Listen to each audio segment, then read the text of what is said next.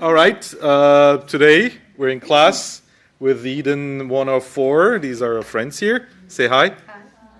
Everybody say hi. There we are. And this is our first performance with Yağmur, who's going to tell us about her one more memory and experience. Yes, start. Hi guys, I want to tell you about my memory in high school. I was studying information technology at high school, and to be honest, I wasn't really into it. There were 25 boys,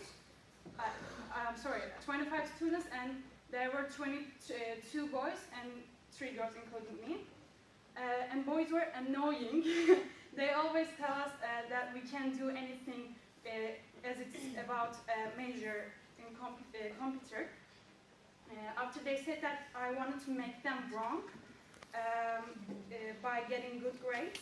However, my grades were not that good because, as I said, I wasn't really into it.